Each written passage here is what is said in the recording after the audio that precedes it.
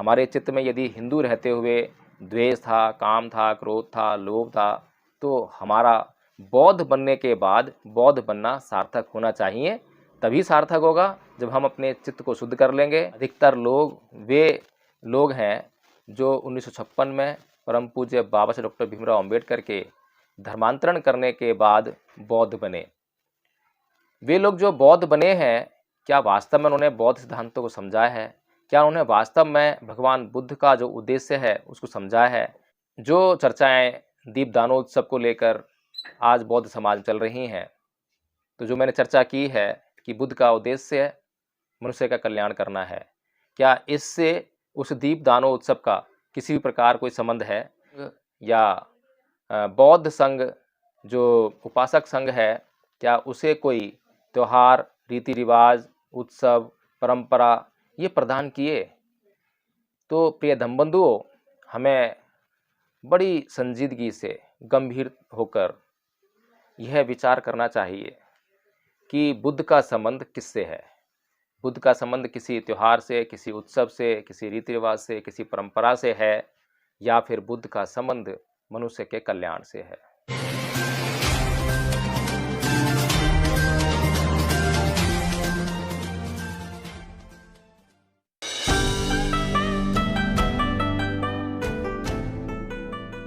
जय भीम, नमो बुद्धाय। साथियों,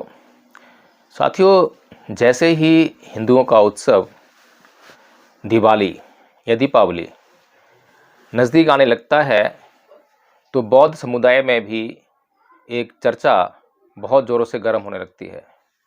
और वह चर्चा है कि क्या दीपावली हिंदुओं का त्यौहार है, या फिर यह दीपावली दीपदानोत्सव है और यह बौद्धों का एक त्यौहार है। पूर्व में यह बौद्धों का त्यौहार रहा या उत्सव रहा, और इस पर हिंदुओं ने बाद में अपना कब्जा जमा लिया, जिसके बाद ये लगातार दिवाली के रूप में हिंदू लोग इसको मनाते आ रहे हैं। साथियों, बौद्धों के लिए क्या जरूरी है? क्या दीपदानोत्सव जरूरी है? साथियों, आखिर असलियत क्या है? असली बात क्या है? क्या बौद्धों को दीपदानोत्सव मनाना चाहिए, या फिर जो सांस्कृतिक विरासत भगवान बुद्ध ने हमें दी है उसको समझकर, उसका अध्ययन करके उस पर चलने का प्रयास करना चाहिए? कुछ लोग कहते हैं कि इस दिन भगवान बुद्ध ज्ञान प्राप्त करने के बाद जब कपिलवस्तु वापस लौटे, तो उनके आगमन की खुशी में घी के दिए जलाए गए। कुछ लोग कहते हैं कि इस दिन सम्राट अशोक ने 84,000 स्तूपों का निर्माण करवाकर उनका उद्घाटन किया, और वहाँ पर जो उद्घाटन करने में उन्होंने दीप दान दिए, या फिर वहाँ प्रकाश करने के लिए दीप जलाए गए। इस प्रकार से कई कहानियाँ, दृष्टांत बौद्ध लोग जो हैं तर्क के रूप में रखते हैं, और यह बताने का प्रयास करते हैं कि यह दिवाली जो है हिंदुओं का त्यौहार या उत्सव नहीं है, बल्कि इसका संबंध बौद्धों से है।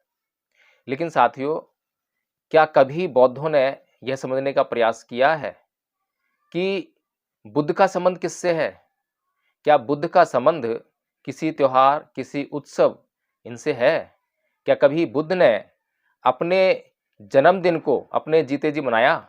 क्या बुद्ध ने कभी अपने जीवन चरित्र पर कभी संघ के भीतर चर्चा की? क्या कभी बुद्ध ने अपने जीवन में किसी उत्सव को मनाने के लिए लोगों को प्रेरित किया? क्या बुद्ध ने कोई संघ को, भिक्षु संघ या बौद्ध संघ जो उपासक संघ है, क्या उसे कोई त्यौहार, रीति रिवाज, उत्सव, परंपरा ये प्रदान किए? तो प्रिय धम्मबंधुओं, हमें बड़ी संजीदगी से गंभीर होकर यह विचार करना चाहिए कि बुद्ध का संबंध किससे है। बुद्ध का संबंध किसी त्यौहार से, किसी उत्सव से, किसी रीति रिवाज से, किसी परंपरा से है, या फिर बुद्ध का संबंध मनुष्य के कल्याण से है।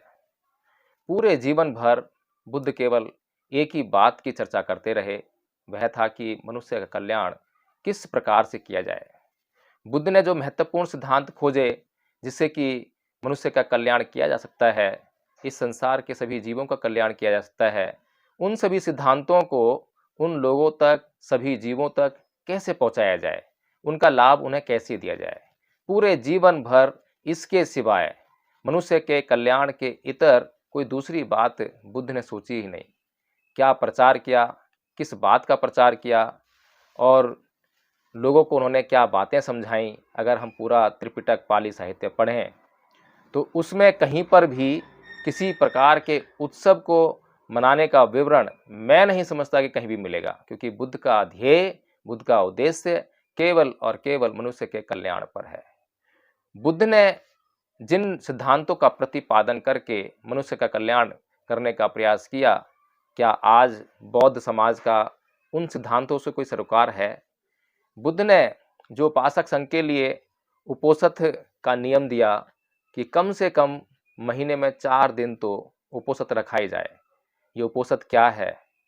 उपोषथ है कि उस दिन बौद्ध लोग 8 सीलों का पालन करके अपने जीवन को सुखमय बनाने का प्रयास करेंगे।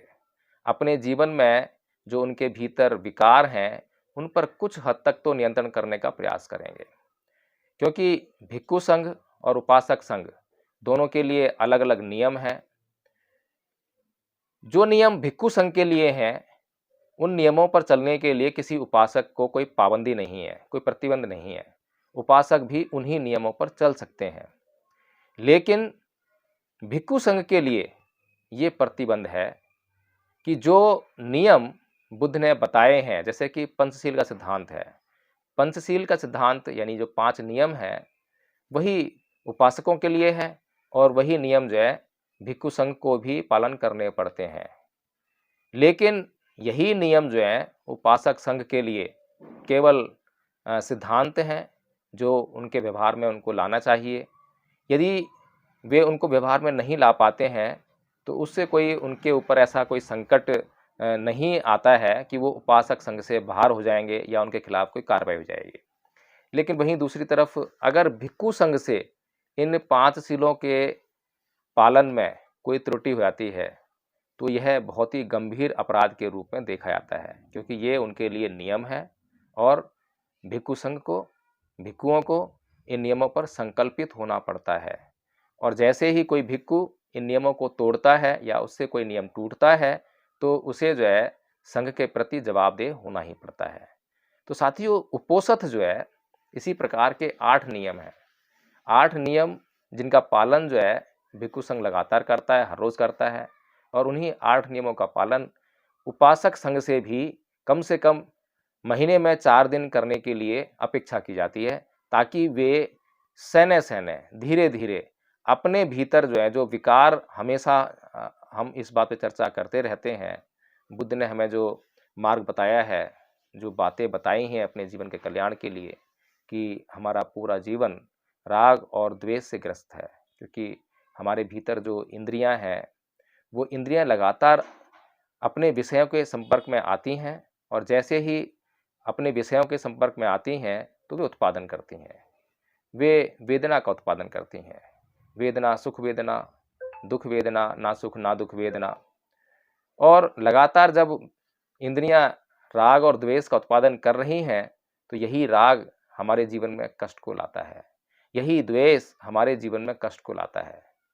तो ये जो राग है, तो जो ये द्वेष है, इस राग और द्वेष से बचाने के लिए भगवान बुद्ध इस मनुष्य का कल्याण करने के लिए समता का मार्ग दिखाते हैं कि जैसे ही राग होने लगे, जैसे ही इंद्रियां अपने विषय के संपर्क में आकर राग उत्पन्न करने लगें तो उस वक्त हमें सतर्क हो जाना चाहिए।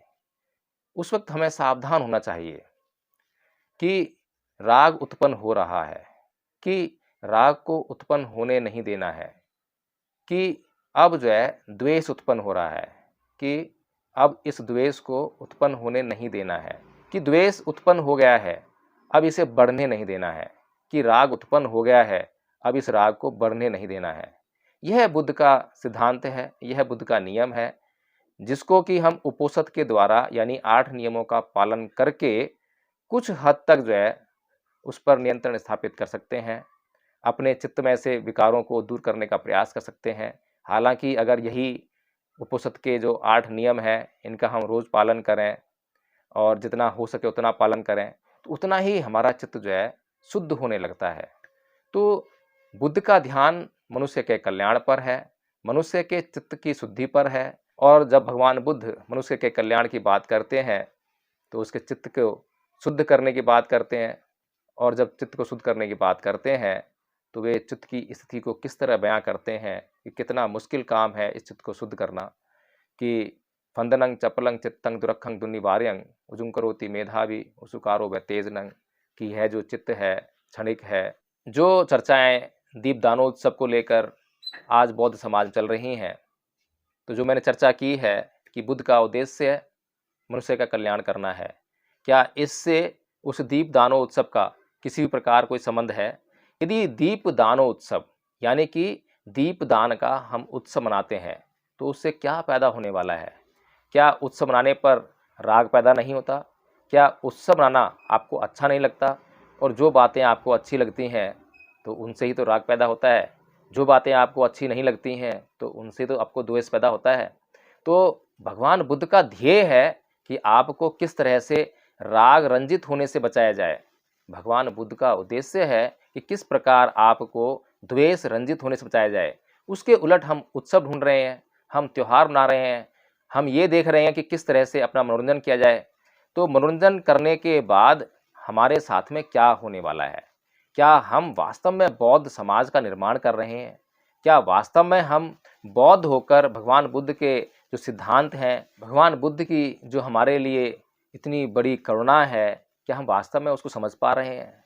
क्या हम वास्तव में बौद्ध समाज का जो निर्माण कर रहे हैं उसमें कहीं पर भी भगवान बुद्ध के जो सिद्धांत हैं उसके आचरण की हम बात कर रहे हैं? क्या जब हम बौद्ध नहीं थे, क्योंकि अधिकतर लोग वे लोग हैं जो 1956 में परम पूज्य बाबा साहब डॉक्टर भीमराव अंबेडकर के धर्मांतरण करने के बाद बौद्ध बने, वे लोग जो बौद्ध बने हैं, क्या वास्तव में उन्होंने बौद्ध सिद्धांतों को समझा है? क्या उन्होंने वास्तव में भगवान बुद्ध का जो उद्देश्य है उसको समझा है? क्या उन्होंने कभी ये जानने का प्रयास किया है कि जब वे हिंदू थे तब उनकी मानसिक दशा कैसी थी? कि जब वे हिंदू थे तब वे क्या करते थे और क्या नहीं करते थे? क्या उन बातों में उनके चित्त की उस समय की स्थिति में बौद्ध बनने के बाद कोई परिवर्तन हुआ है? आपने केवल अपने नाम के आगे बौद्ध लगा लिया। जो हिंदू करते थे यानी जो त्यौहार मनाते थे, उत्सव मनाते थे, उनको छोड़ दिया। अब आप जो है बौद्ध समुदाय में आ गए हैं, आप बौद्ध बन गए हैं, तो आप अपने बौद्धों के उत्सव ढूंढ रहे हैं। आप तरह तरह की कहानियाँ बना रहे हैं, तरह तरह की बातें कर रहे हैं। हम मान लेते हैं कि ये बौद्ध उत्सव कभी रहे भी होंगे, लेकिन सबसे बड़ा प्रश्न ये है कि बौद्ध समुदाय के लिए, बौद्ध समाज के लिए इन उत्सवों का बौद्ध सिद्धांतों के तहत कितना महत्व है? क्या करेंगे उत्सव मनाकर?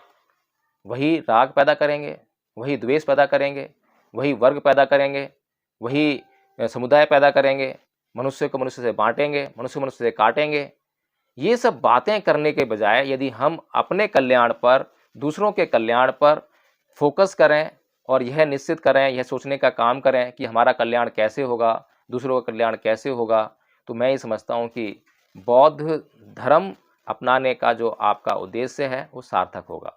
और भगवान बुद्ध कहते हैं कि अभित्रेत कल्याणे पापा चितंग निवार्ये दंदंग ही करोति पुण्यंग पापस्मिन् रमते मनो, यानी कि शीघ्रता कीजिए पुण्य कर्म करने में, क्योंकि शीघ्र ही आपका मन पाप कर्मों में रमने वाला है। तो इतनी बड़ी बात भगवान बुद्ध कहते हैं और आप उत्सव मनाने की बात कर रहे हैं, आप त्योहारों को ढूंढ रहे हैं, आप अपना मनोरंजन ढूंढ रहे हैं। तो मैं तो यही कहूँगा साथियों, प्रिय धम्मबंधुओं, कि हमें इन उत्सवों को मनाने के बजाय हमें प्रत्येक बात में उसकी सार्थकता ढूंढनी चाहिए। तो इसी के साथ मैं अपनी बात समाप्त करता हूं। अगर यह वीडियो अच्छा लगा हो आपको तो इसको जो है लाइक कर दें, कमेंट करके बताएं कि इसमें क्या कमी रह गई है या किस बात से आप मेरी सहमत हैं और कौन सी बात से आप जो है सहमत नहीं हैं। अगर सहमत हैं तो बताएं कैसे सहमत हैं, और नहीं सहमत हैं तो बताएं कि क्या कारण है, क्यों सहमत नहीं है। और इस वीडियो को शेयर कर दें ताकि लोगों तक ये पहुँच सके और ये जान सकें लोग जो है कि बौद्ध समाज का निर्माण करना हमारे लिए कितना ज़रूरी है। आज हमें केवल नाम का परिवर्तन नहीं करना है, केवल समुदाय का परिवर्तन नहीं करना है, केवल मंदिर मस्जिद का परिवर्तन नहीं करना है, कपड़ों का वेशभूषा का परिवर्तन नहीं करना है, बल्कि आज हमें सांस्कृतिक परिवर्तन करना है, अपने चित्त की दशा का परिवर्तन करना है। हमारे चित्त में यदि हिंदू रहते हुए द्वेष था, काम था, क्रोध था, लोभ था, तो हमारा बौद्ध बनने के बाद बौद्ध बनना सार्थक होना चाहिए।